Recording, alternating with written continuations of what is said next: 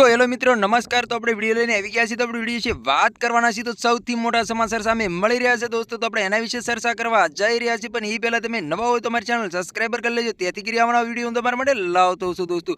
તો દોસ્તો તમને ખબર જ હશે કે જે નવનીતભાઈને જે ઢોર માર મારવામાં આવ્યો છે, ત્યાર પછી સોશિયલ મીડિયા પર નવી ક્લિપો અને વિડીયો સામે મળી રહ્યા છે દોસ્તો। અને નવનીતભાઈને હજી લગી ન્યાય નથી મળ્યો દોસ્તો, એટલા માટે કોળી સમાજના લોકો લડી લેવાના મૂડમાં છે દોસ્તો। તો તમને ખબર જ હશે કે જે જયરાજભાઈ માથે જે નવનીતભાઈ આરોપ લગાવ્યો હતો કે મેન ગુનેગાર તો જયરાજ છે, અને જયરાજને ખુલ્લેઆમ પકડો અને મને ન્યાય મળવો જોઈએ દોસ્તો। તો તમને ખબર જ હશે કે એસઆરટી ટીમ દ્વારા જયરાજભાઈને પૂછગાછ કરવા માટે બોલાવ્યા હતા, અને જયરાજભાઈએ પણ કર્યો છે મોટો ખુલાસો। જયરાજભાઈનું એવું કહેવું છે કે આ બાબત તમે ગમે ત્યારે બોલાવશો ત્યારે હું હાજર રહીશ, અને મારી માથે જે ખોટો આરોપ લગાવ્યો છે બિલકુલ ખોટું છે, આની અંદર મારો હાથ નથી।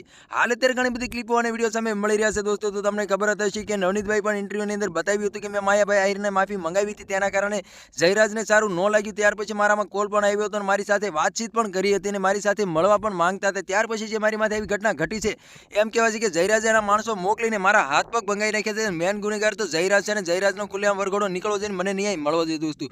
ત્યાર પછી કોળી સમાજના લોકો મેદાનની અંદર ઉતરી ગયા છે નવનીતભાઈના ન્યાય માટે દોસ્તો। તો તમને ખબર જ હશે કે પરસોત્તમભાઈ સોલંકી, હીરાભાઈ સોલંકી, કોળી સમાજના લોકો ગાંધીનગર ખાતે ગયા હતા, મુખ્યમંત્રીને મળ્યા હતા, અને નવનીતભાઈના ન્યાયની વાત પણ કરી હતી કે જલ્દીમાં જલ્દી જે મેન ગુનેગાર છે એને ખુલ્લેઆમ પકડો અને ખુલ્લેઆમ વરઘોડો નીકળવો જોઈએ, અને નવનીતભાઈને ન્યાય મળવો જોઈએ દોસ્તો।